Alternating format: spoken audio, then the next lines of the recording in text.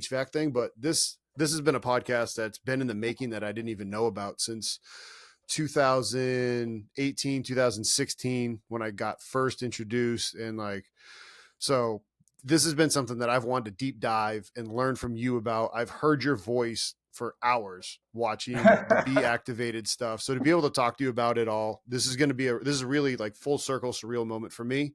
But I do want to start this off with, as you and I have talked on the phone before, if I say a name or something of somebody, like, I'm just going to talk about my own story and how I was introduced to it. And then we're going to just go from here on it. Perfect. Because when I learned, the Be Activated stuff, it truly did change how my body felt. And so if you're the OG where this all came from, or if you learned this from somebody else, let's dive into it here. But like, you really did. I will never forget the first time his name, Dr. Ty Detweiler, did RPR on me in January or December of 2016 before we left for the Outback Bowl. And I will never forget how just good my hips felt. My feet are always wanting to be narrow, never having any groin length. And I felt like my feet actually wanted to be wide and I could squat normal. So shout out to you for all of that. This is going to be a winding, turning that's so conversation. Cool. We'll get into it, but that was always the point. And, like anything, things get a bit confused along the way. And when magic is happening, people like to say, oh, that was me. Yeah. And unfortunately, that's human nature. But how did it all start? How did it all start? I'm gonna be quiet. I'm gonna drink the coffee that I just made. Anybody else that's listening right now, you do the same as me. You shut up. You sit back, and let's just enjoy this conversation. So is this live? I'm learning as we go. So no, like we're recording this now, but this is not like a live. Nobody else is on the show. But I was talking to our. I'm in the present talking to our listeners right now. So this is a nice inception moment for everybody. There are a whole lot of ears listening going, ooh, did you say that? Yes, we did. Well, Justin, I suppose the simple thing is this is 21 years of doing this work. And it's kind of, in the beautiful sense, my son's 21 as well. And that's not by coincidence. And so, often people say, oh, my kid was born and actually my story is that I was holding him for the first time and I thought, oh shit. There's stuff I'm meant to be doing in the world that I'm not doing in the world because it's easy to be about me. And it was almost like I didn't like the world I was in, and I didn't like the world my son was getting born into. And you can't go out and do things that aren't your skill set. Go work on your things that are your skill set. And so I realized that if I shared what I was doing, then can make the world a better place for my boy. And it seems kind of, cliche and ironic and that, but that definitely was the driver and the inspiration. And inspiration is a really important part in what we do, because that's the reason you get up again. That's the reason that you continue to do something, on the byline on your email. Basically, it's the self-discipline. But you have to have a reason why. And the reason why, as we navigate through the world, changes. But when you don't have a good reason why, then your physiology will fail you. And then you'll think it's your physiology, but it's not. It's triggered in, that can be your physiology failing, but usually the reason why you're doing something. And people have always asked me about what is the difference between a good athlete and a great athlete. And I say it's very simple. The great athletes always know exactly why they're doing what they're doing. So they will practice harder. They'll get up one more time than you, because their why, when what inspires them is clearer. So therefore, their physiological pathway is also clearer. So they'll appear stronger. They'll be more fatigue resistant, all these different things. And if we were talking even 10 years ago, I wouldn't talk about it this way, because it just sounds airy, fairy, crazy. But people are starting to understand. And we do it over and over. We've been doing mind and body stuff as part of like a baseline. Let's have a look at this. And we do mind and body from an applied kinesiology testing. And everyone's like, whoa, if they didn't know that. Amazing. Okay, now let's go do that with weights. Now let's go do that with the roll up in Pilates. Now let's go and we lift up chairs in workshops and we do this. And the chair, the weight you're picking up, the movement you're doing hasn't changed. But where your mind went did. And so therefore the performance of the movement, how heavy the weight feels, changes immediately. Now, when you start to understand that is running as a baseline, like a frequency running behind you all the time, wouldn't that be something you need to not just be told, oh, you need to get your mind in the right place. You need to understand the why for you. And then, and so the most important thing we can do with any client, whether we're training a track and field kid, whether we're training an elite athlete, whether we're working with someone in business, whether we're just someone in pain, you have to empower them. You have to educate them. We're educators. We're not healers. We facilitate processes, but we educate. Because how can I empower you if all the cleverness is me? And so it's hard because sometimes in this work you do stuff and you feel freaking clever, and because stuff happens that shouldn't happen, and I love it now. Like maybe when I was younger, I'd almost stand and go, yeah, I knew that was going to happen. I don't do that anymore. I just stand back and I go, wow, isn't that cool? When someone goes, why did that happen? I go, I don't know. But these are the mechanisms that could have created that possibility as an outcome. But to say, here's a definitive answer, if this and this happens, then that's going to happen. That's not how life works. There's so many different factors that come in. And in the last year and a bit, I've been doing a lot in Dallas with the spinal cord rehab. These are people with spinal cord injuries, brain injuries, and assessing the environment that they're doing the training in and kind of saying, can you change that music? And they're like, but we like that music. Yes, but your client is working hard and now to almost overcome the music as well as overcome this huge challenge that they're here to overcome. And so we change the music and suddenly there's a physiological shift in the client and you go, oh crap. All right. So the music, the environment, the words we use, that's a lot. I don't want to be stuck in a place where every single thing I do, I have to think about. So just learn to apologize quickly. Know you're going to offend people. Know you're going to say wrong things and do your work. But when you start to notice the things that make the difference, it's and the things that make things better and the things that make things worse, then you can start to have a conversation. And so we want to do that. We want to help our clients understand what are the factors where they underperform or feel like crap. What are the factors that make them feel awesome and when they really perform? And can we feed that into the system more often?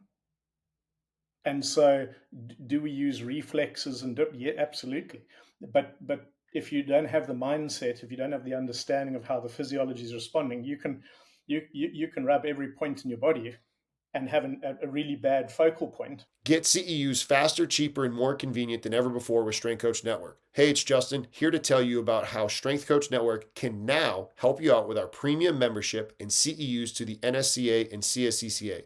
Upon signing up for our premium membership, you will get 2.0 or 10 CEUs immediately. That is an entire year's worth of CEUs that you are able to access from the convenience of your office. No traveling for conferences, no waiting on flights, no eating out, no expensive hotels. Just the good stuff from great coaches.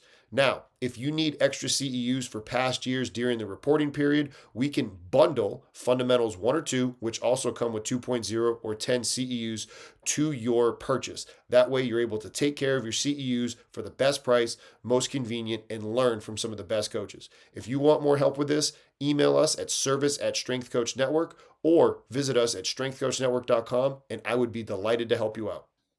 And your body's going to suck and you're going to feel like shit and you're not going to do well. And so we want to connect the two and have you understand it. And when we do that, like, and again, with the spinal cord injuries, let's say So I got this amazing video from Ryan. He's working with a guy who had a stroke, who does not stand independently. He needs someone to help him up. They got mindset.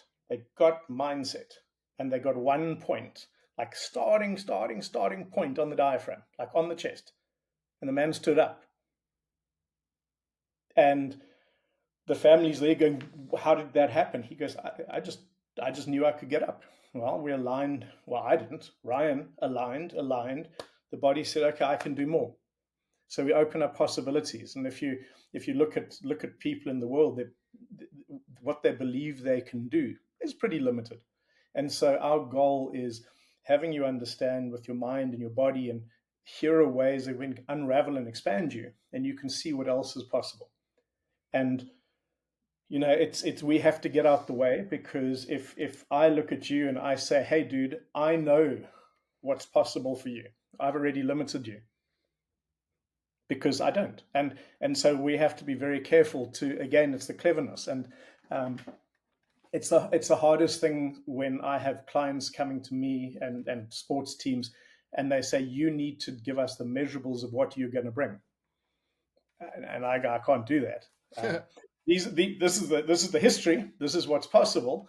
But to say I'm going to make you stronger, faster, this. No, I'm going to teach you ways in order to do all of those things, to build a team, work together, stay together, all of these things. But you still have to implement and do. And it was actually, goodness, I can't even think what year. Must have been about 2007. I was invited to do something with LA Galaxy, the football club. And Ruud Gullit was the coach, and I knew him from a golf event in Scotland, and we'd done stuff and had fun. And he said, you've got to come here. And when I spent half a day with the team and then watched the game, he said, they love you.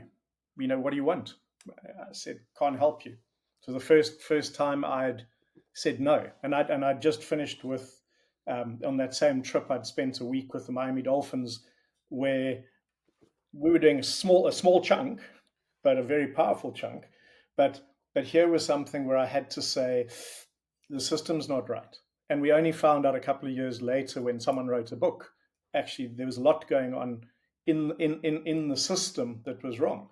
So not every system is ready to change. Not every client wants to do the work. Not every team actually wants to get better.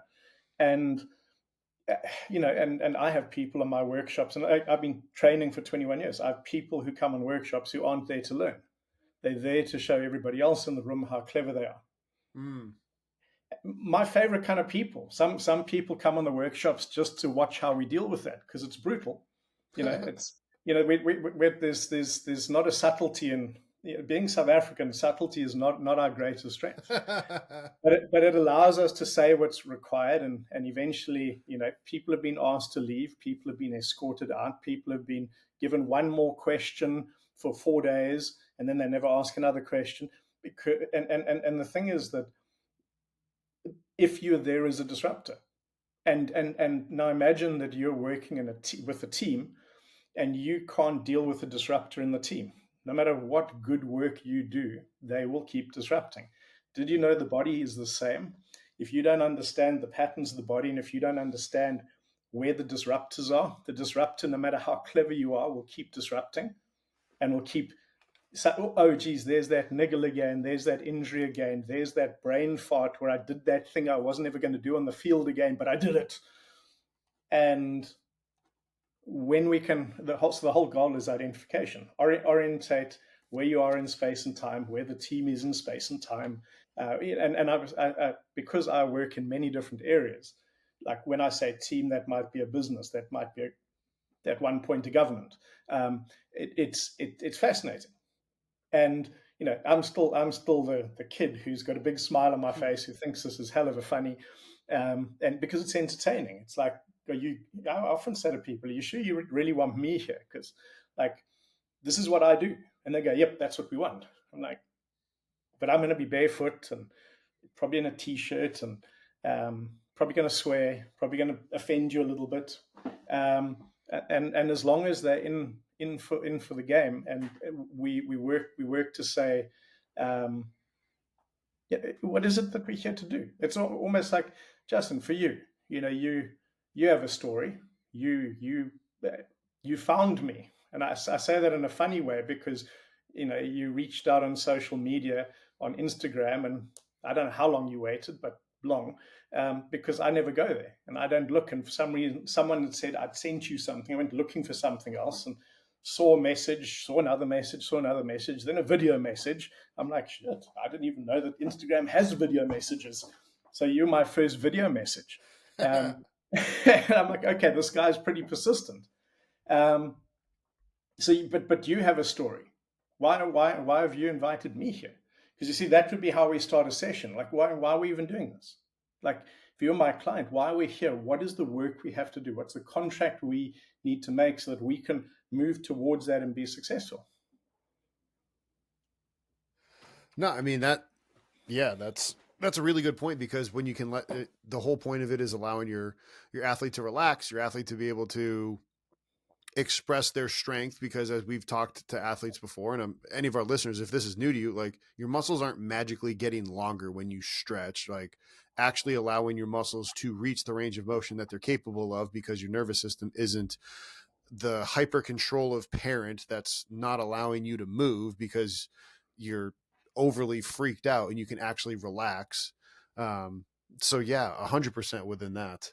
My first question is, within your world of disturbances, what would you classify those as? Like, what are some things that our listeners hear that and they're like, okay, this is what a disturbance is? Geez, it could be anything. In school rugby, school sport, a lot of the time it's amazing how the people who support you the most are also your disruptors, the parents on the side of the field, screaming at you, telling you what to do, that you can't hear the coach, you can't hear your teammates because mom or dad are screaming. And they're doing it with great love. And like, I in my history have had to take parents aside because they come to me going, please make my kids better. And kind of, then I check in, usually I would check in with the school that they come from, because of the network, and the network would go, oh, phew, that father, that mother. And we just have to sit down and say, so what we're going to do is an experiment. You're going to sit and watch a game, and you're going to say nothing and do nothing. And because before intervention, after, the before is you can't shut up. Sit there, shut up, and see what happens. And the first time I did this with a kid, the father came in, this big man, the following weekend with his shoulders down. He goes, it was me. I go, what do you mean it was you? He goes, I was the disruptor. I was the one. My kid was remarkable. My kid was better than I could have believed he could be, because he wasn't watching me and listening to me, because I actually told. And this father, that was amazing. I was like, dude, thank you. That's taking some ownership. And he's like, I did not know. I thought I was doing good. And sometimes we do things for our athletes, for our kids, for the people around us that we think is good for them, but we never stop to see if it actually is. And so that kind of thing's a big one. I've watched coaches when someone makes a mistake and they shame the kid on the field. Oh yeah. And then they think you're going to rise up from that. So I did a thing with a young team once, under 13, and they're a good team. And their captain was a proper leader, and as a 13-year-old was cool. And we knew that the coach was one of those. He was a shamer. And so they had the toughest game. I don't know. I can't even remember how it is that I ended up being asked to help.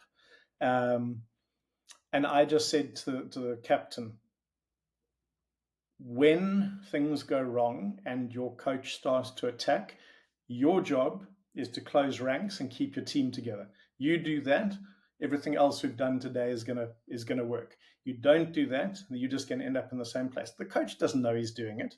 It's just what he's always done for the last 30 years. So he doesn't know any better. And we're not there in that day, in that moment, because you're always going to have those people, those coaches, those people who are screaming from the sides who make you feel like shit. But can you close ranks? Can you keep each other safe? And it's one of the key phrases that I've been using for about the last 4 or 5 years is to build safety into the system. When we build safety into your body, when we build safety into a team, then that team performs. When you're unsafe, you will not perform. You may get lucky, you may have a couple of good runs, but it can't be consistent. You're going to burn out, you're going to break, you're going to do all of these things. And it's that stuff that kind of gets me kind of excited, but it also means that I'm up against systems. Yeah. You're up against systems. You're countercultural. You're up against everything that, I mean, most of American football is. Like, I don't know the rugby culture as well. And I started to see it and notice it when I got into the MMA world and I got into boxing. And when I was, I signed up for a couple amateur fights. The opponent that I was supposed to fight backed out, so I never actually had any of my fights. But during sparring sessions, Could one look at you and went, hell, I'm not fighting him. That actually is what my coach said. He's like, dude, he goes, I can't prove it. He goes, but like the poster got released and within minutes your fight was canceled. He's like, so I don't like, maybe he goes, I can't prove it, but that's what he had said. What I'm getting to is during sparring, we treated sparring very seriously. Like, hey, I'd be doing, as an amateur, I'd have 3 2s. So I used to do some 3-minute rounds. I would even do some Shark Tank 4-minute rounds, 2 minutes, somebody new 2-minute. And what I'm getting to is in between my breaks, my boxing coach was never yelling and the screaming psychopath that American football was and what I was kind of taught you have to be. It was, hey, calm down, breathe, catch your breath. Hey, this guy, he's doing this. Make sure you do this. And it was the complete opposite. And it was such a relief. So if anybody is listening to this and you're not that calm, cool, collective person, because people probably call you a pussy or something else, because that's typically what you get called in American football or sports. If you're calm, cool, and collective, you're soft or you're a pussy. And so for me, I'm working on undoing layers of all. What's up, everybody? Taking a quick break from the show to talk about one of our sponsors, TeamBuildr. I've been using TeamBuildr since 2019 when I was at Towson. I still use it with my remote athletes. I also use it at Goldfinch, which is the private sector gym I train at, and we use it at Centennial, which is the high school that I'm working at. Now, if you're printing on lift cards because you say, oh, I can't afford TeamBuildr, guess what? TeamBuildr has a pre-written grant that you can locate on their website. You simply change the name of you, your organization, and the areas that they highlighted, and they can help you get TeamBuildr at your facility, your university, whatever it is, so that way you can optimize how you train your athletes with this software. Now, TeamBuildr is also a part owner in the Plyomat. The Plyomat is something that I utilize at Goldfinch, and it helps you be able to see how high somebody jumped, the ground contact time, and RSI. You can get all that conveniently right there. You can reach out to your rep from TeamBuildr to be able to get more information on the Plyomat. It's fast, it's reliable, it's convenient, and it's trusted by coaches worldwide. Check them out as well as TeamBuildr in the link down below. All of that because I had been raised, the louder you yell, the stronger of a leader you are. I saw it. I had to go through it myself as a coach and an athlete. So it's like I'm undoing layers of that myself. But what I'm trying to get to again is the best athletes in the most brutal sport. It's calm down, breathe, figure this out, and go and get it. Not that doesn't make anything better. So one of the coolest, actually, this is wrestling. This is college wrestling, and this is probably about 12 years ago. I think I was running a program at Elmhurst Hospital, and the mom was on the course, and her son was in this wrestling competition, and it was state champs or whatever. It was big. And the first round, the guy came up against, pinned him, and he couldn't get out, and he lost in the first round, but wasn't out. And we were talking about breathing, and she said, well, my son said when he was being pinned, he was doing his breathing, and it made no difference. And I said, well, then he wasn't doing it right. And she's like, well, what do you mean? So get him on the phone, get him to breathe, then you show the class how he's breathing. And so she's going, he was doing this. She goes, there, it's in the belly. I was like, that's not a belly breath. That's a high nasal breath. That's the one that tells your body to give up. And she's like, what? Tell him to do the same breathing and slow it down. If we see anything in your face, anything in your neck, anything in your shoulders, you're going to lose. And the beautiful irony in that 4 days, but in the next day, he ended up in the final. Who did he end up in the final against? The same kid. And the kid had a strategy. He knew exactly how to get him, pin him. And they apparently, and this is just what we got told in the workshop, got pinned in exactly the same way, except now he understood that what he thought he was doing right was not right. And he went, and he literally just stood up with this guy pinning him. And I've seen it over and over and over. And he found where he was, not where the other guy was. And he apparently just stood up. This guy was now in shock because what the hell's happening? This man mountain is rising up out of a hold that he shouldn't be able to hold. And basically he ended up winning that championship. And we were the flies on the wall through the telephone because we couldn't see anything. But mom going, he's won. And then he's telling the story and we're hearing the story. And it's kind of like, yes, that's kind of what we've been teaching for the last 4 days. And it seems so simple that people will never get it. And everyone's looking for the next complex. Oh, I now, have you got a new reflex for this or a new thing for that? And you know what? We're trying to do less in the work. We're trying to slow it down, go deeper. And when we go slow it down, go deeper and get the primary patterns right, holy crap, the body does stuff. And so, 21 years in with this work, and I'm still in amazement. And that's what keeps me coming back is the amazement is, and like spinal cord injuries. Ryan had said, could you come and look at my facility? I need help. I'm using this. I'm seeing some responses, but I'm not sure if I'm doing it right. What was awesome was he wasn't doing it right. And so when we started doing it right, and he's like, oh, that's what right is. Then stuff happened. And then every time I went to Dallas, I'd go and spend a day at his facility and we'd just work with clients and ask questions. And it was never, this is going to do that. The thing was, let's see what your body does with this. And because you have measurables, because you know the limitations, we had a remarkable thing. Must have been about 3 years ago. A policewoman from New York. Someone walked up behind her and shot her in the spine, and she'd come down to Dallas with her husband, and it's kind of that's the reality. So in my world, I'm okay. So that's where you're at. What are we going to do with it? And she'd already spent 2 days with Ryan and his team, and they'd already started accessing some stuff, and it was amazing because she'd gone from the point of maybe we'll be able to stand out of her wheelchair, but that's it. And in those 2 days, they found more. And then we found more when we worked. And then suddenly walking across the room became a possibility. Walking across the room. But here's what's interesting. The room was probably about 20 meters. So whatever that is in yards, no idea. We're in meters. Yeah, you're roughly 21, 22, I think. So she's managing this. I'm on one side, Ryan's on the other. The whole gym has stopped because what she's doing is impossible. And we're walking, and we walk under the air conditioning. And as this air conditioning comes down, it distracts her from her task. And suddenly her mind goes, holy shit, I can't do this. And literally falls backwards. Poof. As she's about to hit the ground, Ryan and I catch her. Vroop.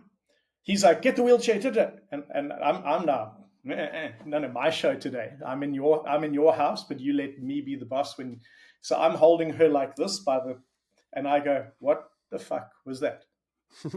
And she goes, I don't know. Something happened, and then suddenly I realized I can't do this. And I said, yes, and then you proved it right. You fell over. And lucky we caught you. Otherwise, you would have hit your head. And she's like, yeah.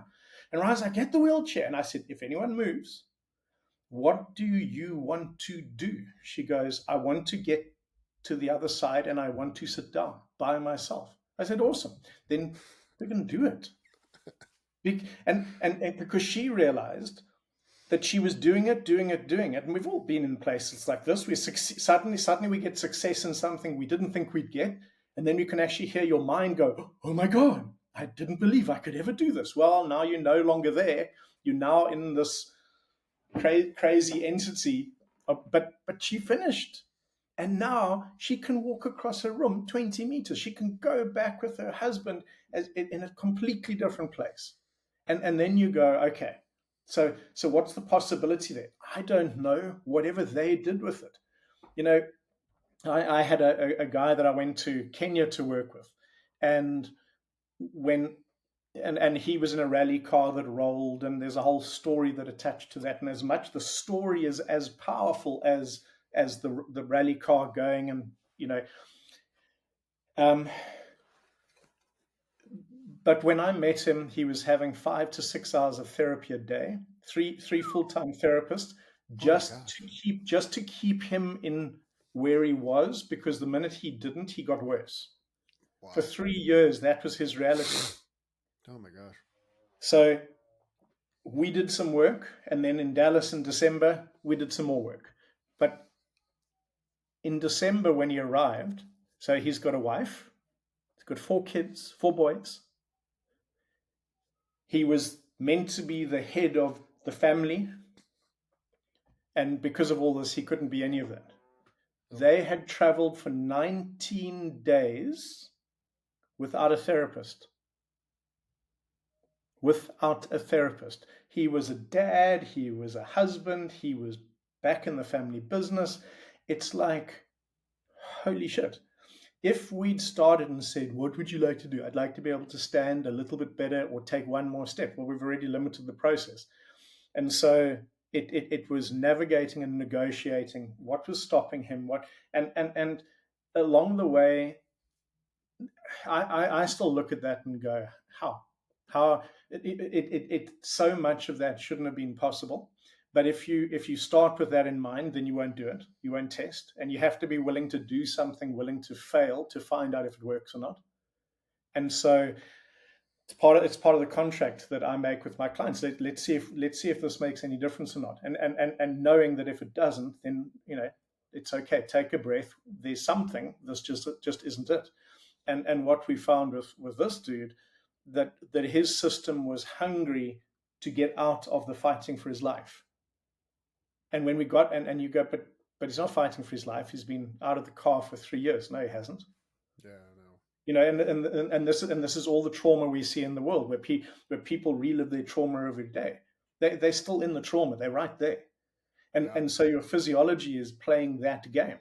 And when you see a kid on the field who's exceptional, magic, and then suddenly they fall to pieces, someone accessed something in them that made them less than what they were a moment before. Can we learn what that is? Can we interrupt that? And can we have them choose differently? Because if you can't make the choices, then you're always going to go that way. And then you watch a whole lot of exceptional athletes who never make it. And this is the world that I kind of love and I play in. And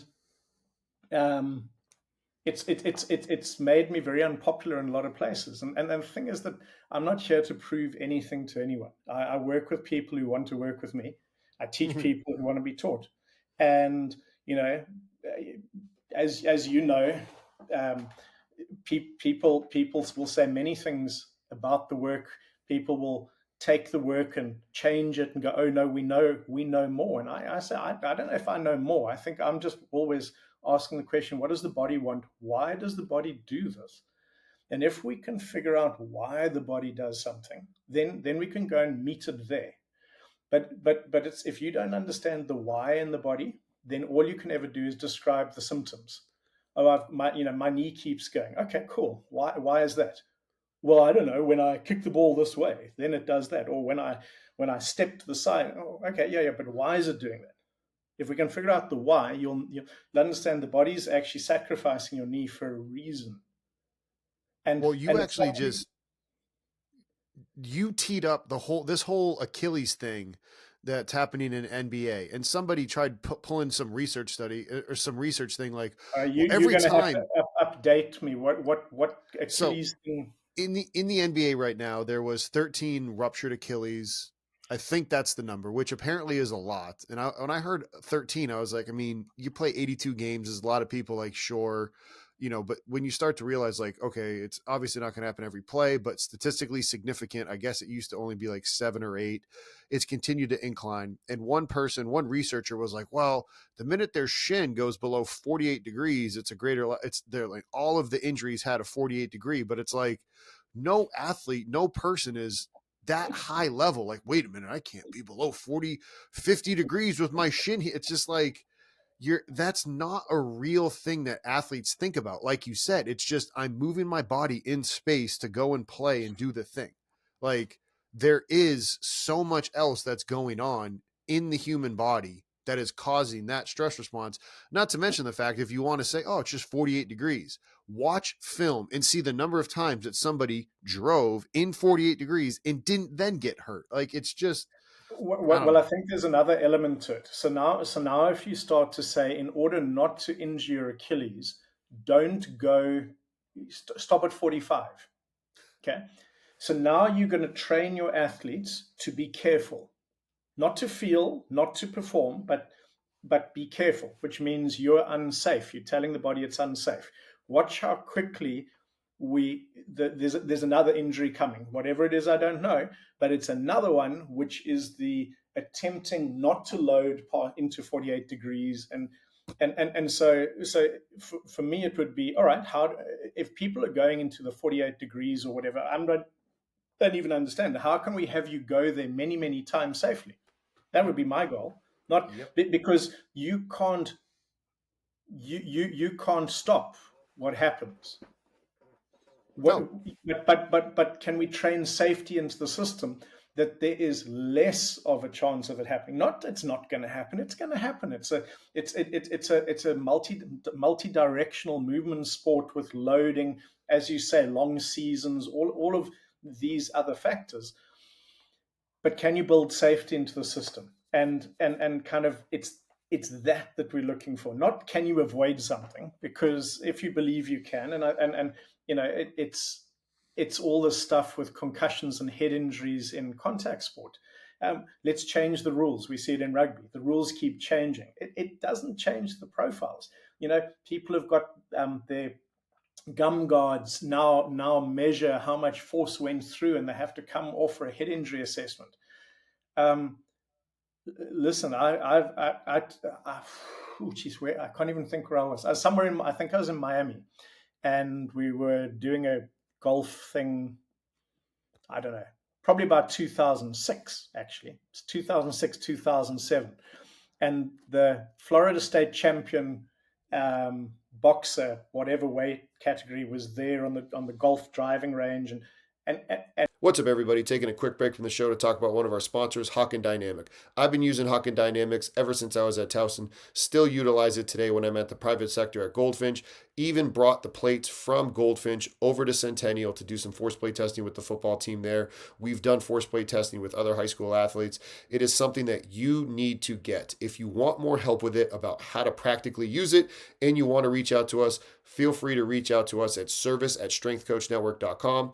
Not only do I utilize it with lower body assessments, I use it with upper body assessments, plyo push-ups, prone Y assessments. You can also utilize it for what I call an upper body isometric mid thigh pull, where essentially you're doing a push-up at the strongest range and you're pushing into an immovable force, so a barbell, same way you do an isometric mid thigh pull. Like I said, been using them for years.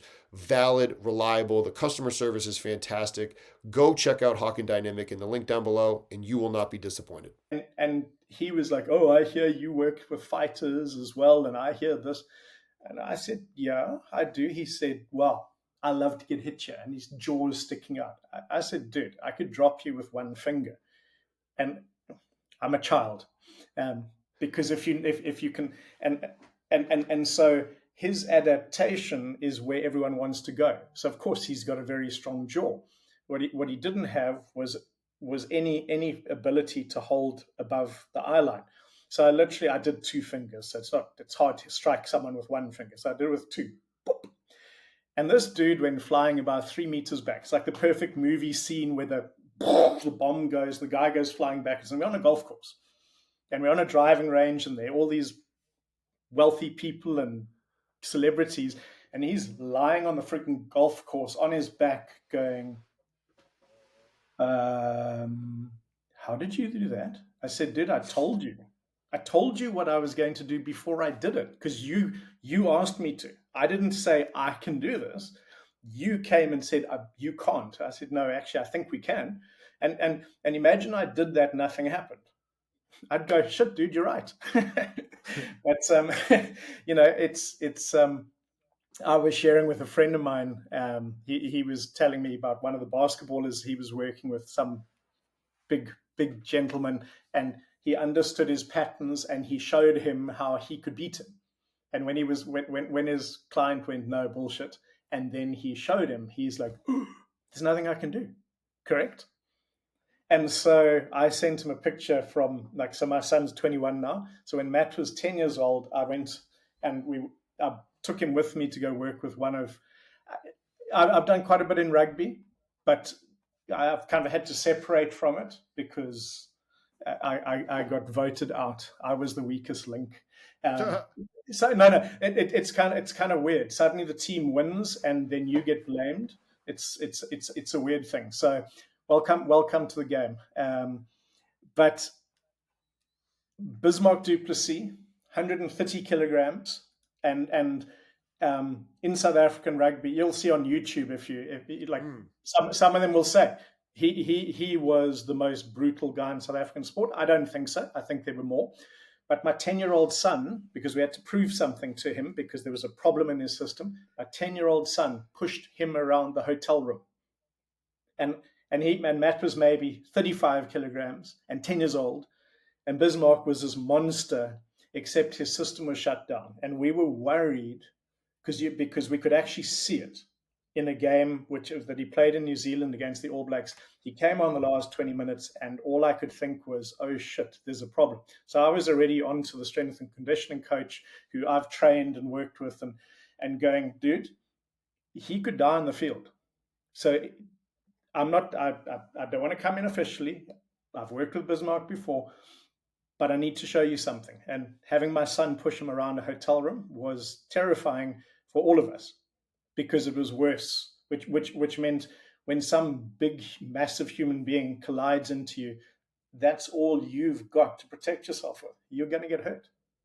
And so the fascinating thing is that when we start to understand how the body compensates, why it compensates, how it compensates, we start to understand the risks and how we can mitigate the risks, not take them away. You can't take them away. You go run, big players running into each other, something's going to happen. It's but if you can mitigate the risks and reduce the risks, and years ago, Dr. Tom Nelson and Dr. Eric Janota, two of my guys, worked with Nazareth High School with their football, and it was amazing because they implemented into the team, and they came back to me and said, Doug, this is crazy. After one season, 60% less injuries. I'm like, that's amazing. You guys must be winning. They were like, no, we had a bad season, but less injury. I said, they're still doing something wrong. And actually, they hadn't put the breathing into the system correctly. And we put the breathing into the system. The injuries went down even more. And then they became state champions. And then suddenly you've got kids on the field that are always the same kids on the field. And Tom and Eric did some amazing stuff with that team where they really created a team. They made the kids responsible for each other, or not even made them, invited them to be responsible. So you took care of the guy next to you. You made sure that their physiology was in the best place possible so that the team could do well. And they won state champs a few times. But what was amazing was the head injuries, the concussions went down. One in a season. One of my guys in California who was on my program earlier this year in Fresno. In 5 years, and he was coach of the year and Teacher of the Year in California in the last 5 years. So he's got reach. One concussion, and so he's doing Be Activated, yes, that's where he started, and RPR, and combining the two, but they're the same thing. Yeah. No, they are the same thing, but if anyone's confused. Just the Be Activated is we're going deeper. It's more hands-on. There's more. It's just a bigger more depth into the system.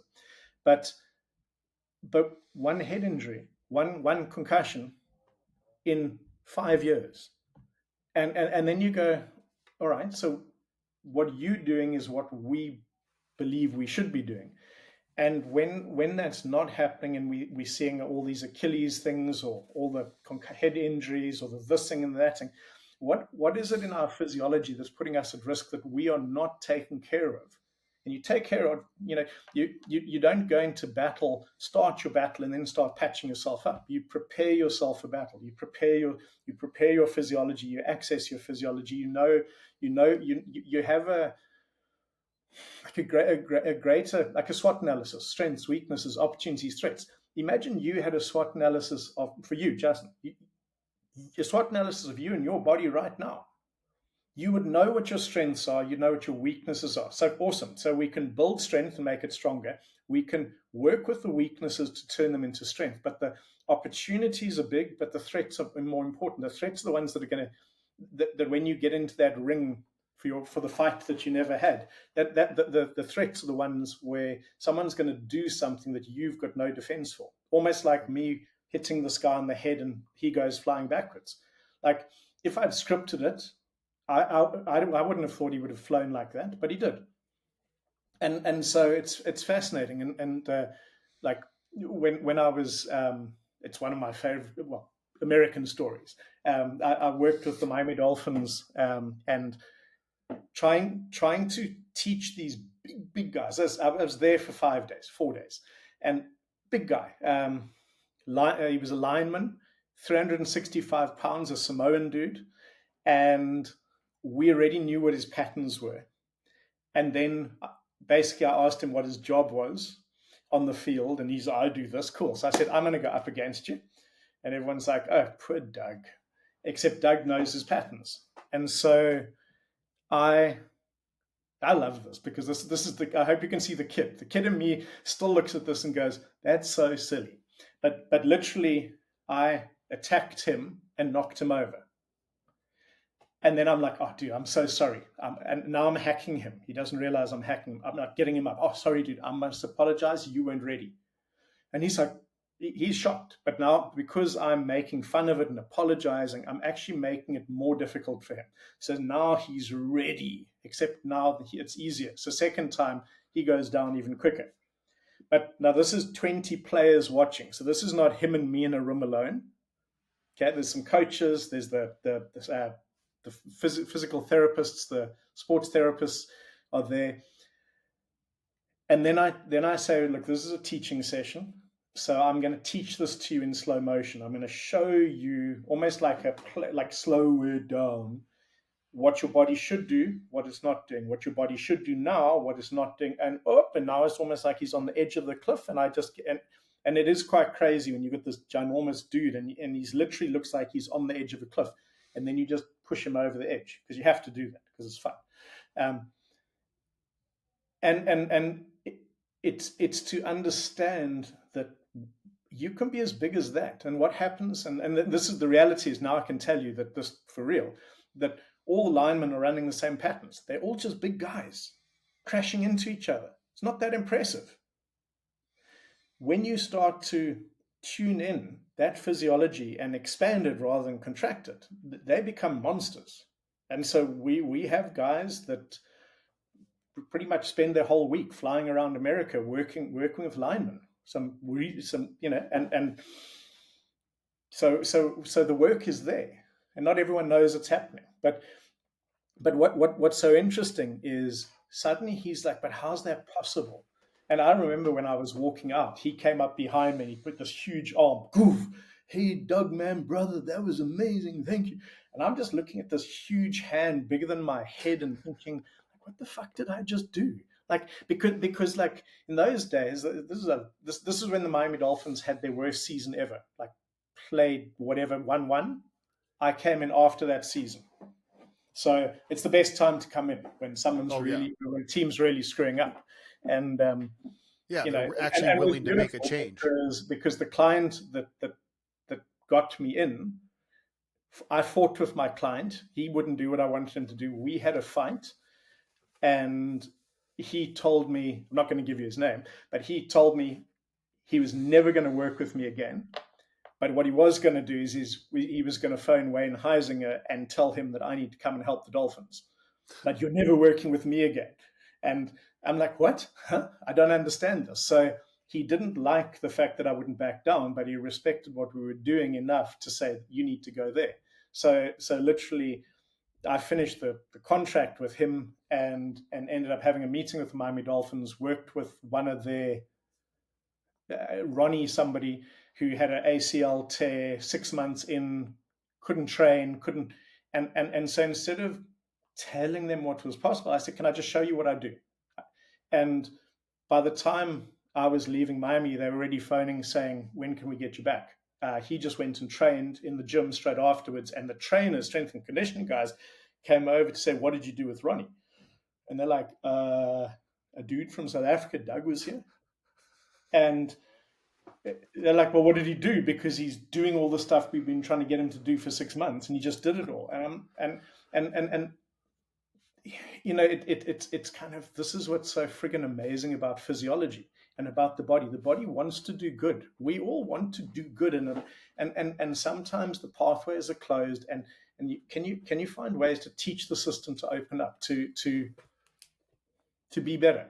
And I believe absolutely. And if the first strategy you apply doesn't work, so what? If the second, third, fourth, as long as you believe enough that the body can do stuff, and I do, I do. It's you know, geez, I feel like I'm an excited child. We ran a Parkinson's study in the UK just before lockdown, and one of the breathing points, now you're going to see how much of a child I really am. One of the breathing points is on top here. It's called, and we call it the Teletubby point. So yes, it's a very and it's a Teletubby point because everyone freaking remembers the damn thing. Yeah, so you wouldn't use it if everybody didn't remember it.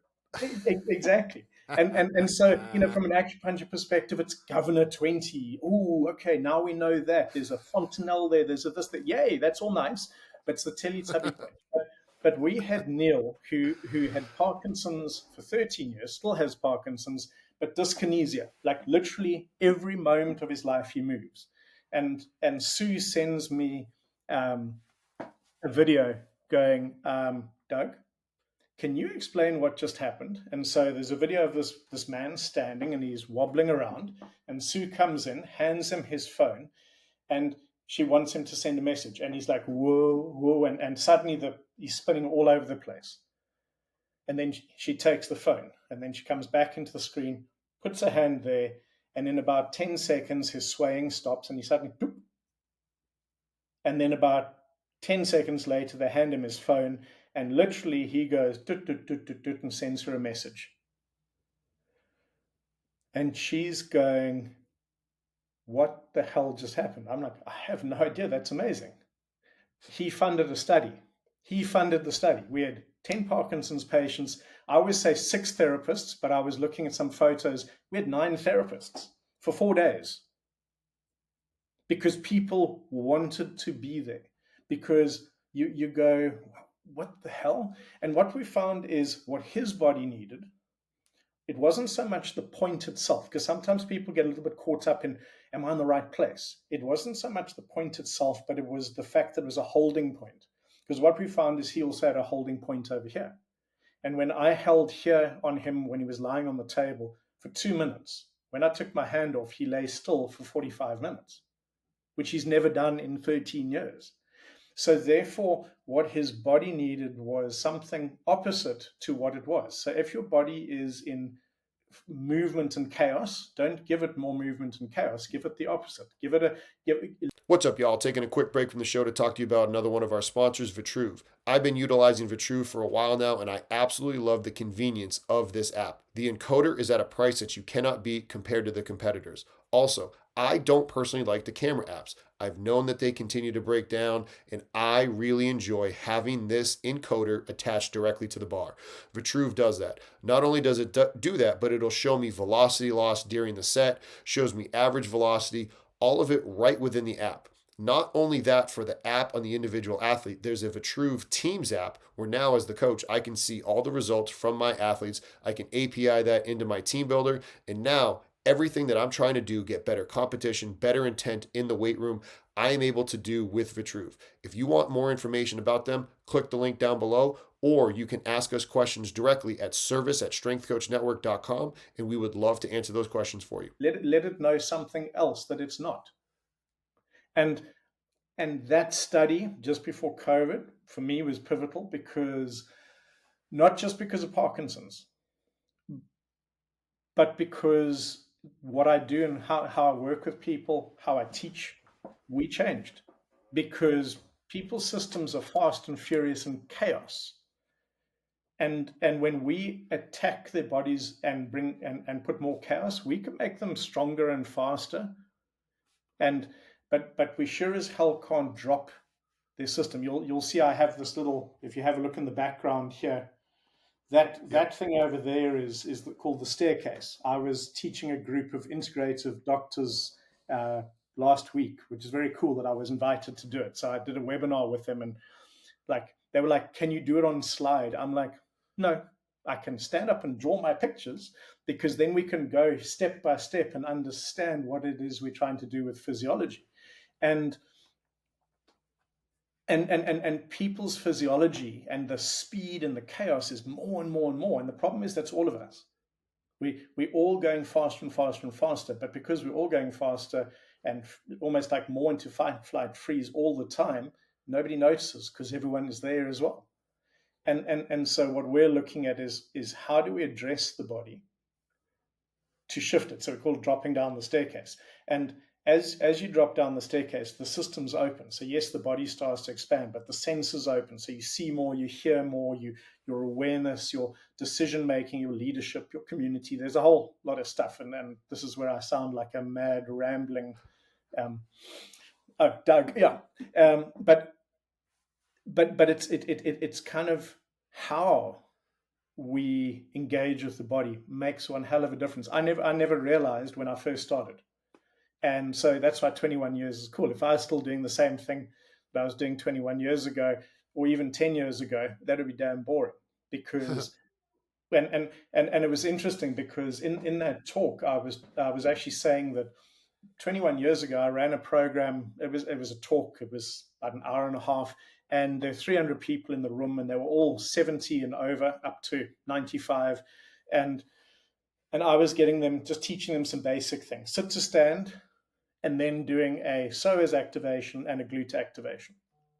And what was fascinating was, because you always have to have a before and intervention after. So before, stand up, sit down, stand up, sit down. Now, if you're old and uncomfortable and some young idiot on the stage is saying, stand up, sit down, and then smiles and says, now stand up and sit down again, they're really grumpy. Then I just say, okay, we're just going to rub these points. And at that point, it was literally psoas-ish, glute-ish, nothing more. We've got 3 glute points now, but that was what we had then. And then I stand up again. And suddenly 300 people all stood up together. But this is the funny part. This is one of my, I've got 1,000 favorite stories. But half of them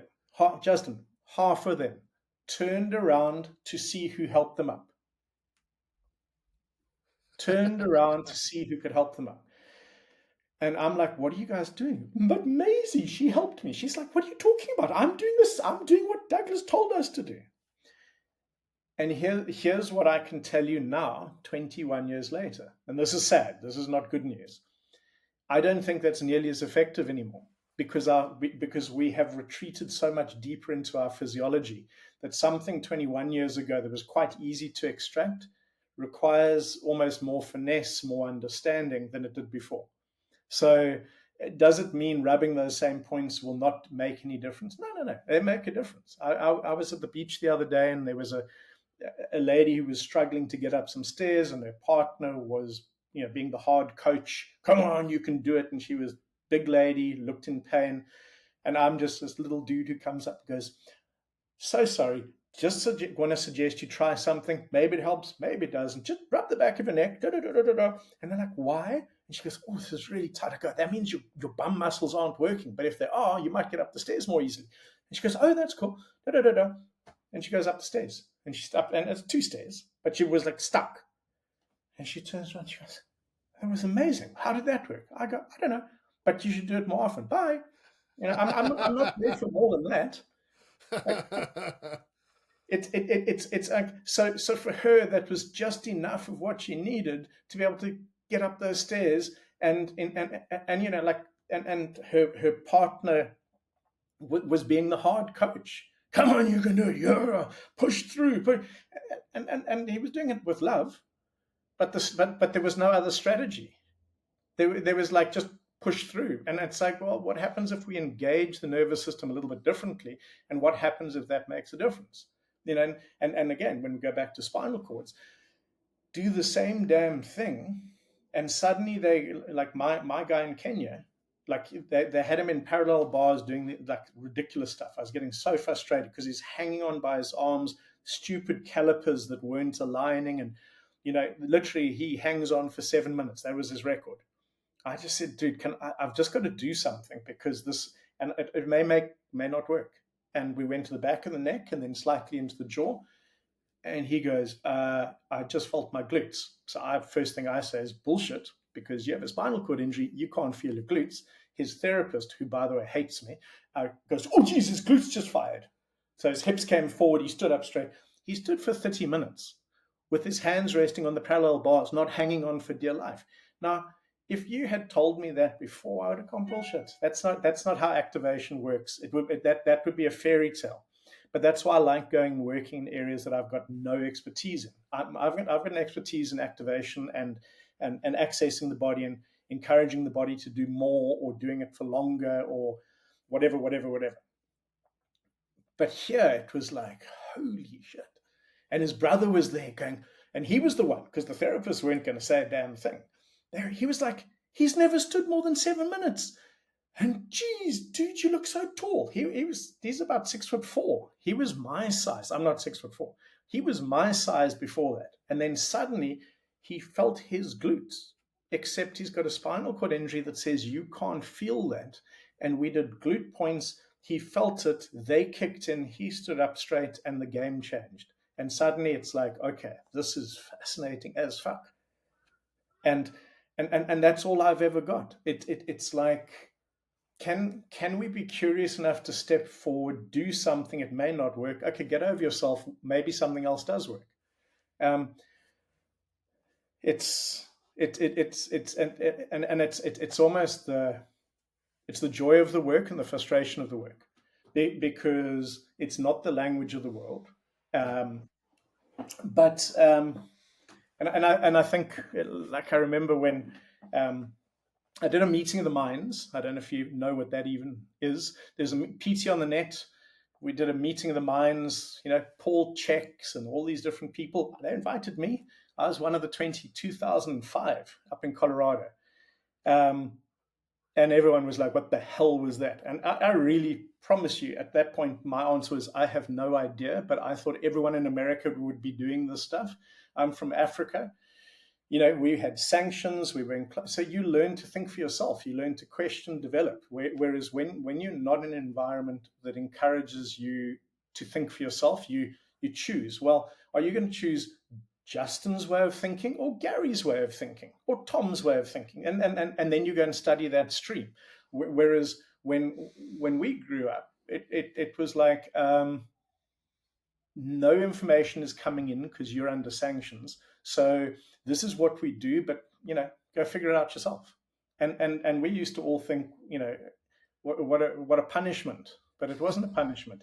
It was a place to sharpen the sword. It was a place to ask questions, because There was no one with the answer, no world expert, and you had to come up with your answers. Almost like the MacGyver type idea is a very African, South African thing, where and the terminology, and you might recognize a word in here because it's on your media a lot, but a boer maak 'n plan, and a boer is a farmer. Yeah. So the farmer makes a plan. And yes, there's a whole lot of other crazy stuff on your media about South Africa and farmers, and that is just the reality of the world we live in. So when you grow up in a world that has that lack of safety, or you have to understand the rules of engagement in order to stay safe, you learn vigilance, you learn observation, you learn to question. I discovered when I got out in the world that these are skills that are incredibly important. That's how South Africa creates like guys like Elon Musk. Just out of interest. There's a beautifully crazy, very intelligent man who sees stuff nobody else can see. You had said it before, and I understood what it was. Be Activated and RPR. Let's dive into that and explain it to coaches that either don't understand, like give the whole Genesis story, say what you can, say what you like. Let's dive into that. Say what you can't. Ooh. Yeah. I don't, yeah. Like, so I think the simple thing is that, there was a time when, so when I first started, I was working here before. So I was doing talks. I was seeing private clients, golf, high-end stuff. I was coming to America, but I wasn't teaching. So Chris Corfist and Dan Fichter in New York and Chris asked me to come and teach. Dan had been chasing me for a while, so I'd met up with him, and then he had to come to the UK to do a course too. I'm very clear. A lot of people ask for a lot of things. You have to prove your willingness to do the work. So he got on a plane and came to study, and then please come back. And so we started teaching, and geez, we must have gone for about 6 years with basically Chris and I. We set up workshops, so we were doing them in Chicago. Because he's a high school teacher, I think retired now, like officially, like recently. We would do the courses on the weekend, and I would see clients in midweek, or we'd go into schools, we'd do talks, we'd do team talks. It was awesome. It's the goal of the game is always the places where you go to earn a living, and there are places where you go to give back. And when you get the balance right, then it works. And so that's kind of what we were doing. At some point, there was a bit of a breakdown in communication with Chris and the other guys that he was having as a team. And then we ran two programs at Kel's place, or like not Kel's place, but so it was Chris and Kel organizing. And on the first weekend, Chris was driving me back to Chicago, and we talked up this most amazing plan. And then, unfortunately, he got sick, so he wasn't there the following weekend. And the following weekend, my very, very good friend, JL, was on the course, who just anyone needs to know that JL then was the scariest motherfucker I'd ever met. But I still liked him, still had dinner with him. Or maybe it was because I just couldn't say no. But what ended up happening is instead of it being a Chris and Cal and Doug putting something together, it ended up being a Chris and Cal and JL saying, we want to do this. And I was like, okay. And I really thought I would have more involvement in it. So that my disappointment is that you're taking the element of the work called self-activation, where we give you the techniques to do yourself. It's the first program I ever launched in 2004. It was Introduction to Muscle Activation. I know, where did that name come from? So you can imagine how many fights I've had in America with other people, just on naming. So we've had lots of fun. America is a very interesting place to do business.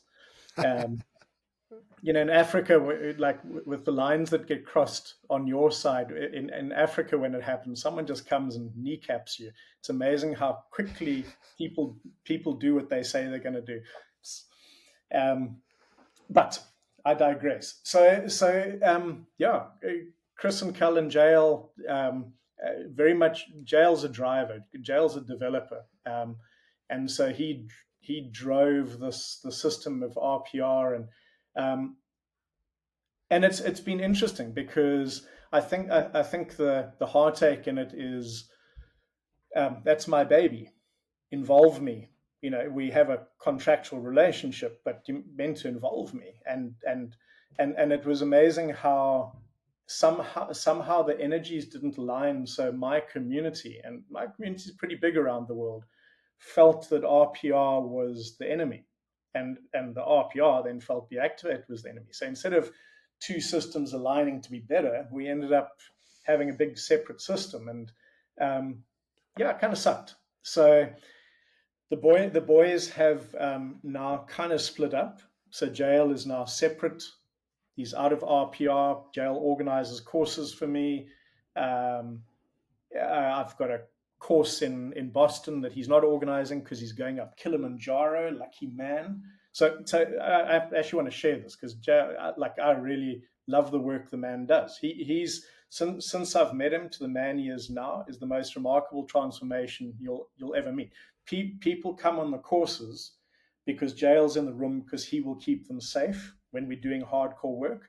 There are other people who won't come in the room where Jael is because they remember the scary motherfucker, and there's no friggin' way I'm coming anywhere near him.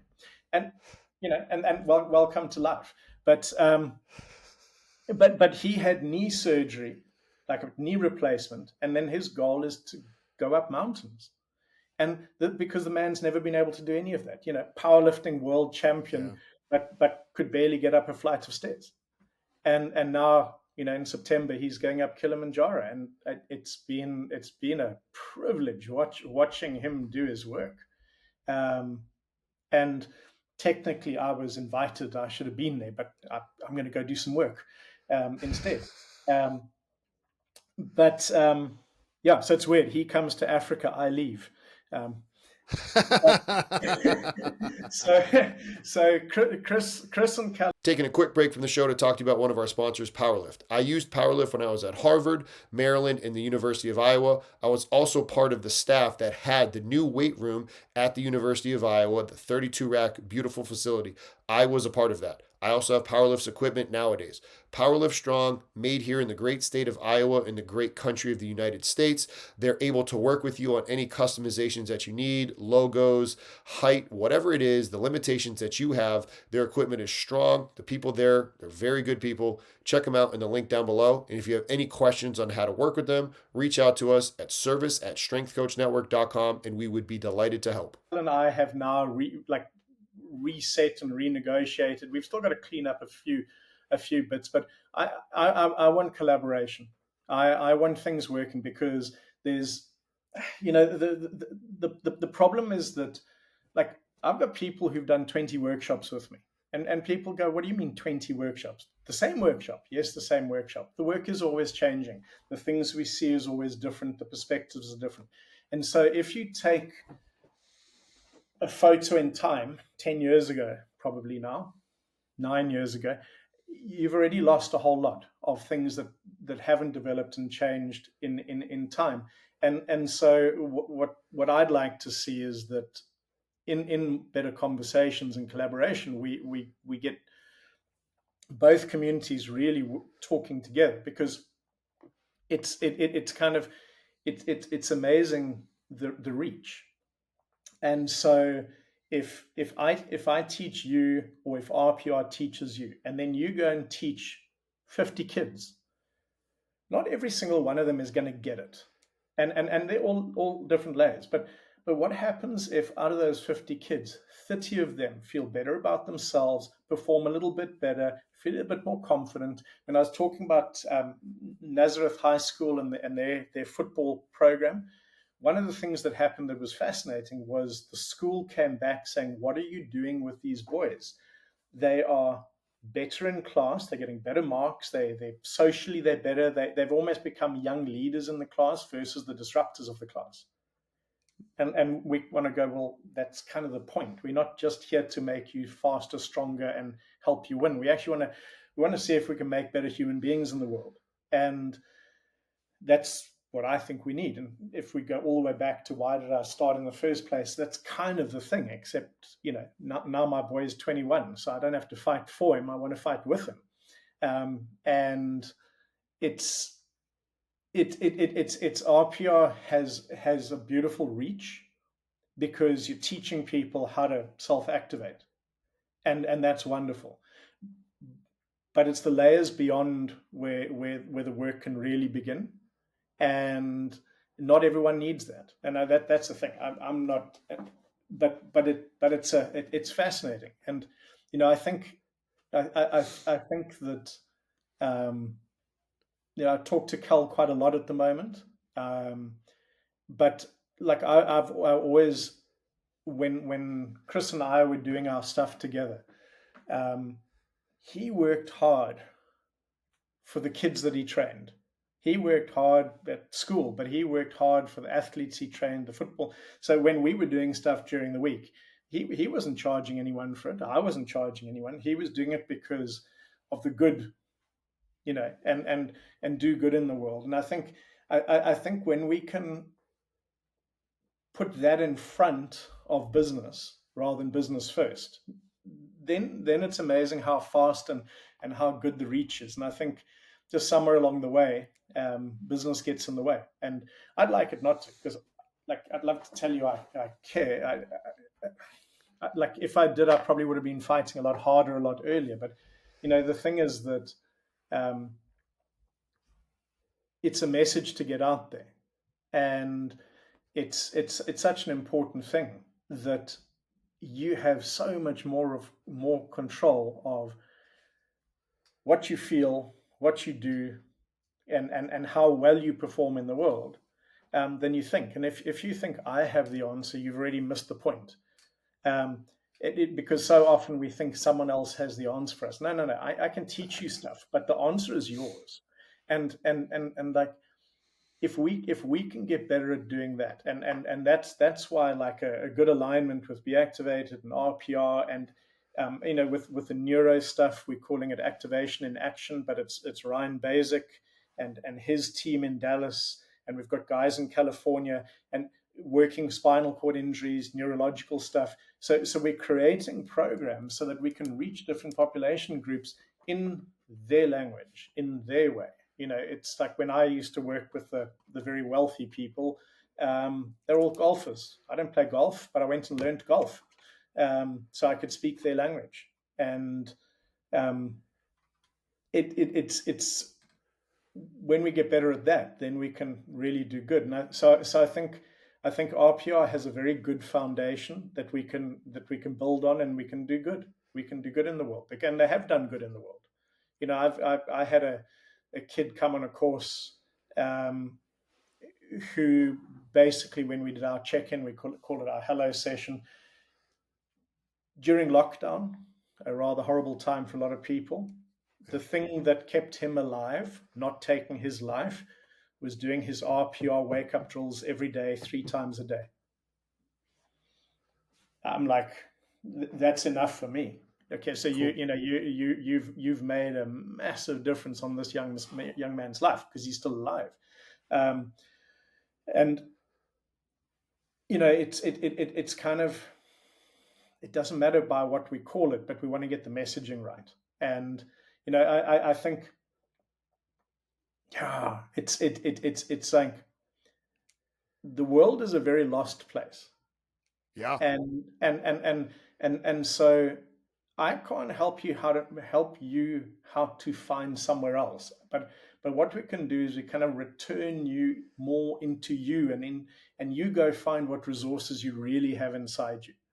And I think that's why, like in the spinal cords or the Parkinson's or the different athletes, they suddenly realize that they've got way more. it's yeah, I love it. And the thing is that, like, I worked with a young sprinter in January, and his father studied and his mother studied a year after I studied at university. So they're all physical therapists, and they had done everything, but their son was still having a hamstring tendinopathy, blah blah blah.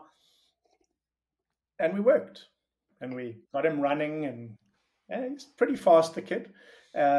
But he didn't look fast. He looked, and it sounded wrong, looked wrong.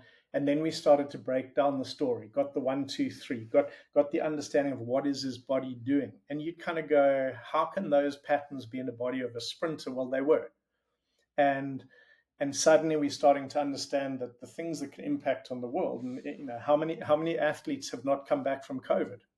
It's like lockdown psychologically just squashed a whole lot of people, and they've stayed squashed, and that's okay, that's life. But can we give them some strategies and tools to say, hey, come back, and so, like, that's an easy pressure to understand, but sometimes peer pressure is part of the game, financial pressures, different choices that we've got to make. But when we can tap into our physiology, by the end of the first session, we had fun. We went about 2.5 hours, and because his dad works at a school, we had a field to run in, and my son was there filming, and it was great. But by the end, this kid almost didn't know what to do with himself, because he was having to decelerate about 20 meters earlier on the field because he was going so damn fast. Oh. And his dad was like, I don't understand this. And his dad's a very, very clever man, and well trained, and was a very good sprinter in his time as well. And but he watched his son unravel in the way we want, and then we built more in the next time. And it's kind of, it wasn't, okay, let's meet each other 5 times a week for 3 months, and let's see if we can make a difference. Let's see where your physiology's at. Let's see if we can understand why it's doing it. What are the limitations? And can we start to address that, wake it up, bring it back online in the way we are designed to function? And then let's see what your body does. Like, go run. And, not like, maybe. No, we're going to find out right here, right now. And I think that's the part that, as the kid always likes to know that what I just did something. That's probably, I always say, that's why this had to get developed, because I was feeding myself. Because, when you study physio, I remember when I had my first practice, client comes in, I do 5 techniques, whatever they are. Next time they come back, they go, oh, wow, whatever you did, that was amazing. I feel great. All right. So I read my notes, and now I've got to do the same 5 damn things, because I have no idea what worked, what didn't work. And when they come in the next time, they go, not so good this time. You go, oh shit, all I've got is the 5 techniques that worked last time. And I don't know which worked, what didn't work. And I don't like that. I actually like to know what works and what doesn't, because I want to develop strategies that I can be in the better place as my baseline. So it's almost like if I start here, the next time I come and do work, I want to be here, so that I can build my function up and moving into those places. And that's where the why do people come on 20 damn workshops? And it's where we have, they're called repeat offenders. They just keep coming back. It's like, sometimes we get into trouble because we put out an email and the courses are full before anyone new gets a chance to come on, because they're all waiting. And it's yes, it's because I'm damn entertaining and all of these things, but actually it's because we're doing damn good work, and we're finding the nuances that make the difference. And when you're on a workshop, you get to do the process yourself. You are growing, you are developing, because it doesn't help if you sit there. This is why I draw pictures, like, because you've got to be in the room and I've got to be in the room. I've done so many conferences where they go, can you send your slideshow before you come? I'm like, nope, can't really do that. I can send you one like I'd have the title and a picture, and they go, oh, that'll do. I say, I haven't done the slideshow yet, but that was it, because I don't know who's in the room. I don't know what's in the room. And we have a theme, so let's say we're doing, strike techniques. Like, I'm a child. I like hitting things. We do strike techniques. I have to see who's in the room on which strike techniques we teach, because wrong person in the room can get hurt. And, it's,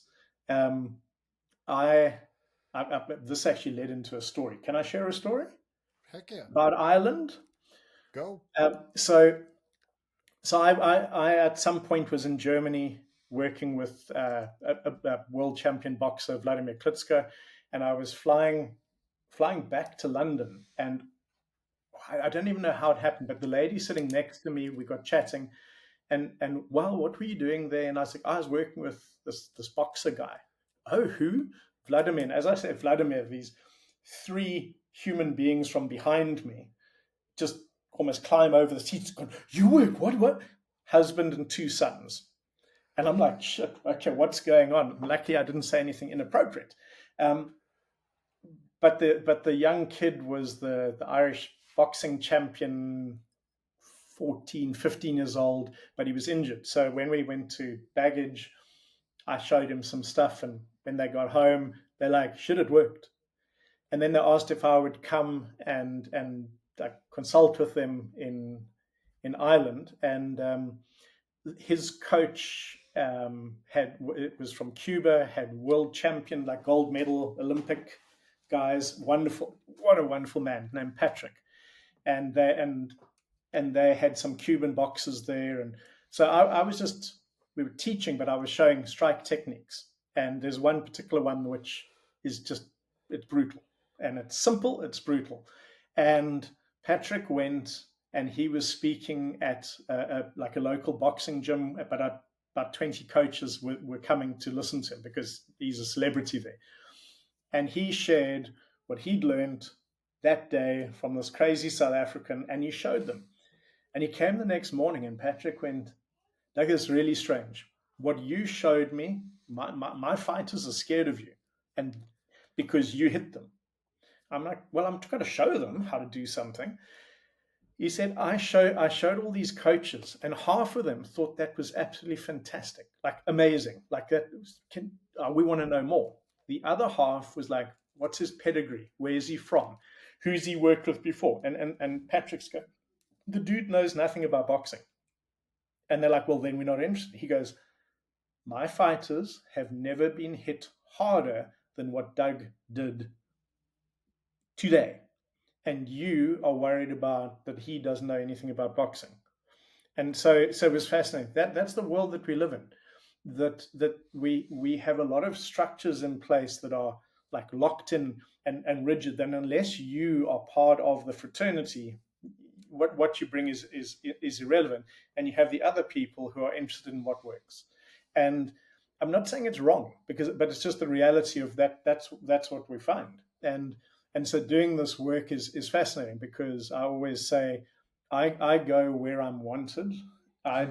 People go, oh, have you thought about doing this? They don't want me. They really don't want me. No, but you could convince them. Yes, I probably could, but they still don't want me. So if you go and step into the world and you tell them, oh, I've got this answer or that answer, I can fix this, or I know what your problem is. Look, Parkinson's, most fascinating thing. Sue and her team have had more than 200 people with Parkinson's come through the program.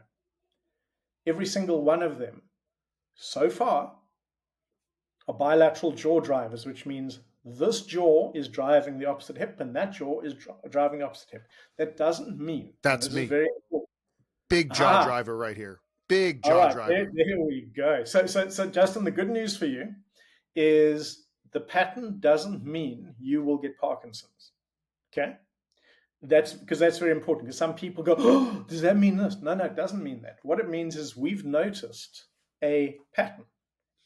And what was so beautiful is about 4 weeks ago, Sue and I were chatting, and she she has a new practice up in London, and some older gentleman, tall Lord so and so, had come to her, and he'd been diagnosed 3 years ago with Parkinson's and put on medication, and it made no difference. And so he'd gone back to his doctor, and his doctor said, "We just need to raise the medication." Oh, And he goes, "Oh, okay." But because of Sue and the Unlocking Parkinson's program and da da da da da, he went to her. And Sue's awesome, because she's not going to tell you anything other than, "Wow, that's very strange." I can't remember what she said his patterns. He was like an arm driver and a leg driver. And she goes, "That's very strange. All the Parkinson's people we have tested have been bilateral jaw drivers, and you're not that." And because she was educating him, he went, "Well, that's interesting." And he went to another doctor who told him he didn't have Parkinson's, took him off the drugs. He had a lot of similarities to Parkinson's, but he got dropped into a box. And so that's fascinating. So we discovered that his patterning didn't match. So the classic medical thing is you've got to match signs and symptoms. Yep. Okay. And so we do the same. So we want the symptoms of your story. Yes, it can be this is my pain, this hurts, that hurts, but it's also the story that you bring. We want to match the story with the 1, 2, 3 in your body. What's your body doing? How does that and that align? Because now that we can do that, because you can't have something happening in your body that's not happening in your life, and you can't have something that's happening in your life not happen in your body. And that sounds kind of like random, but Jesus, that's probably the most profound thing I can tell you, that your stories play out in your physiology. And so, people come back because we're storytellers. We unravel stories, and when you understand your story better, you understand your body, your physiology better, and your possibilities better. But then again, I'm just some weird mad South African ranting away because you allowed me to. Are we allowed to talk about the difference between hands-on and not hands-on RPR? Or is this we're not allowed to do well, that?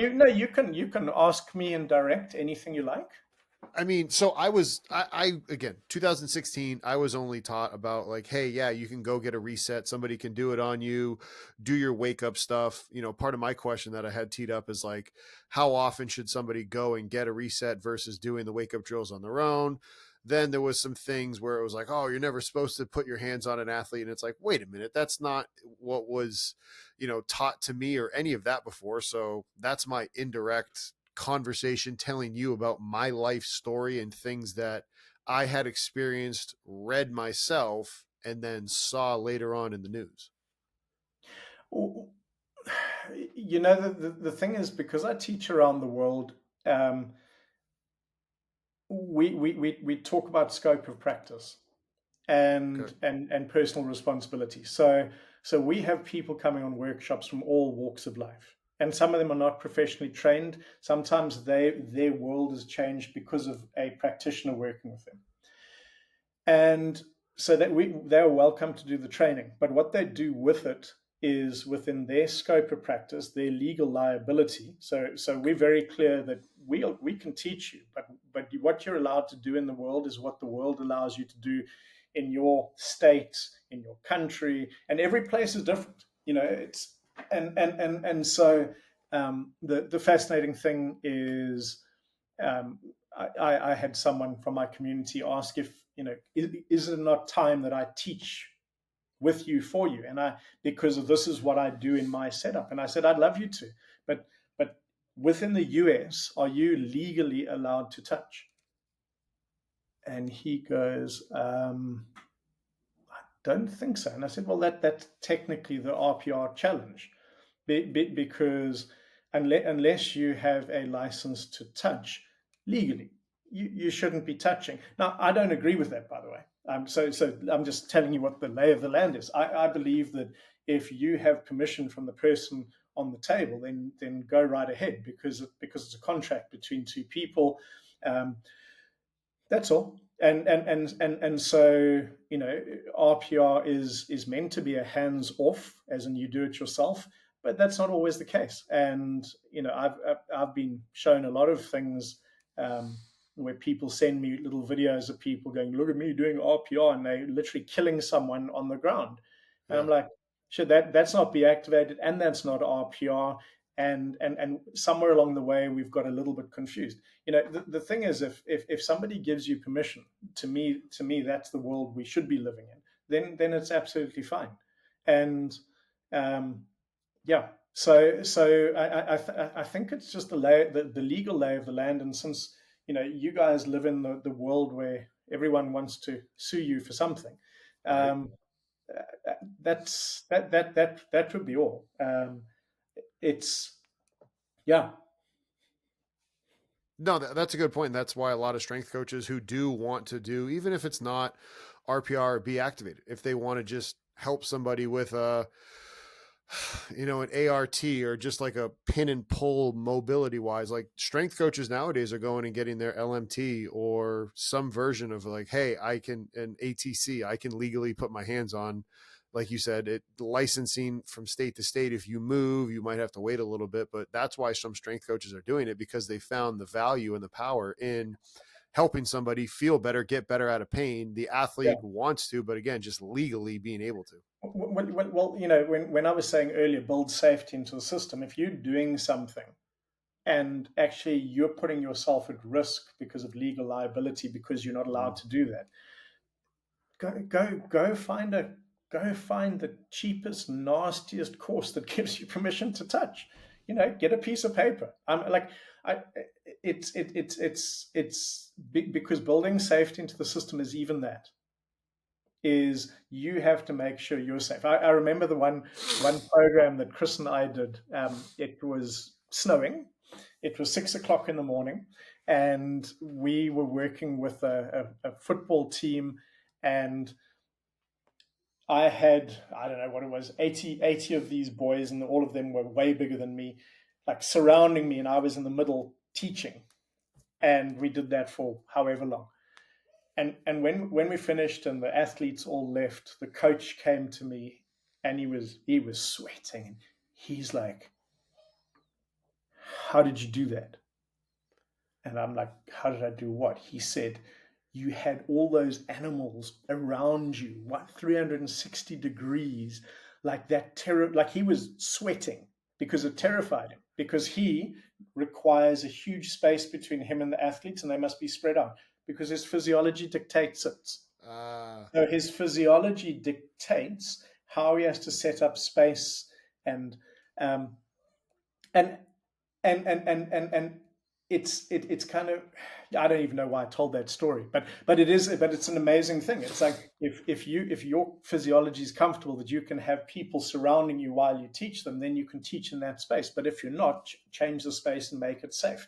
You have to build safety into the system. So if I took that coach and invited him into that circle, he would not be able to function. So if he were my client, that would probably be the work we'd have to do, because that would be a massive limiting factor on the way you coach. True. But and it is quite amazing how often when working with teams, we have to bring the coaches in and do work with them, because if the team on the side of the field is not communicating well, their stress responses can actually be the thing that undermines the team, because the communication doesn't come through clearly. And communication isn't just what you tell them, it's how you tell them. And so the reason why that's important is your psoas goes into your diaphragm, goes up into your vocal cord. So if my system shuts down, how it comes out is also going to change the outcome. So sometimes the easiest thing to do is work with the primary communicator, and then suddenly a team changes. Sounds kind of wacky, but it'd be true nonetheless. In my vast experience of one. We've been going at it for over an hour and a half now. Where can people learn more about you if they're like, all right, I stuck with this, an hour and a half, like this is some deep stuff. Where can people learn? You've talked about courses, you've got the Boston course.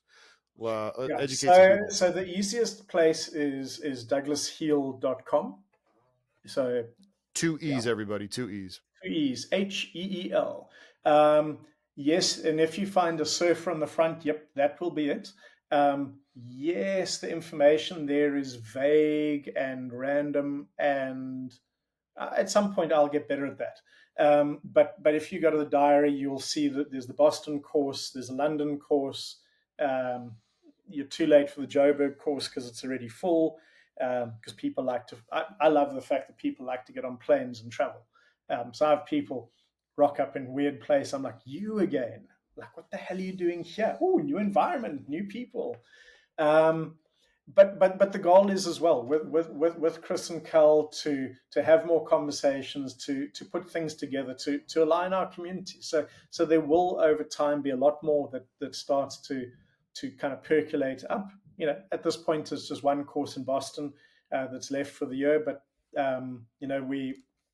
we are also I suppose I should put it on the website. I put it in my email this weekend, but 4th of July, we've got a special on activation in action, which is the spinal cord stuff, the neurological stuff. We filmed it in Dallas, full like felt like a Hollywood production because we had the full camera crews, the lights, and it was pretty remarkable because the 6 people that I worked on, I literally was meeting them about 5 minutes before the cameras rolled. So it wasn't like I knew who they were, I knew their stories, because you needed to see how we extract stories from people and how we contract. But there's a whole lot of teaching there too. So I guess I need to put that link on my website too, because I can do that probably. And yeah, and I suppose just stay in the loop. It's lots potentially can happen, and I love teaching. It's kind of it's where it's at, and it's kind of it's amazing when you learn more about yourself, then you can take more of that to the people you serve.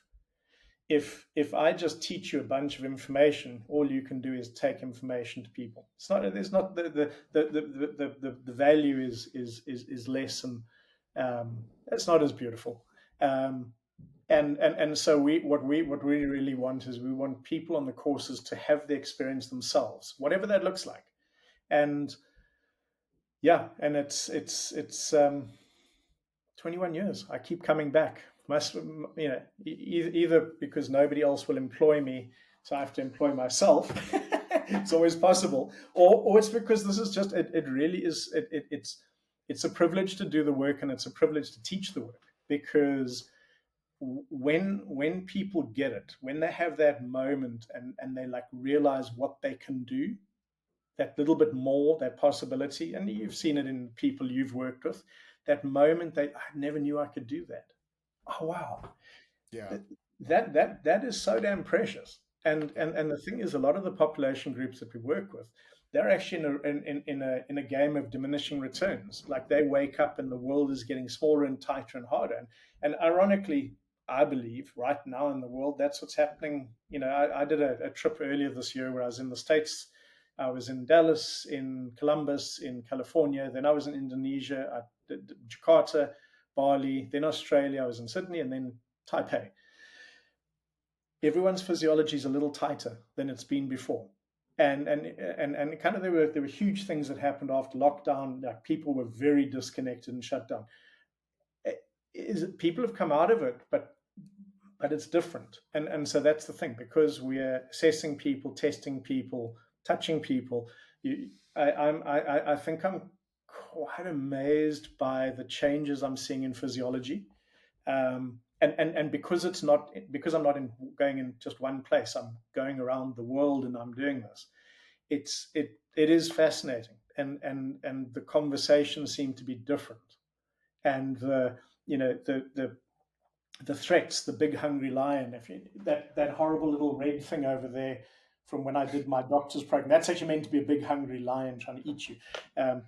But people's lions and threats, they're different, and I think the advent of technology means what's happening everywhere in the world, and your physiology is reacting and responding as though it's happening right in front of you. And we've all become so numb and disconnected to the fact that we're in everybody else's stories, that we actually don't know our own. Oof. Yeah.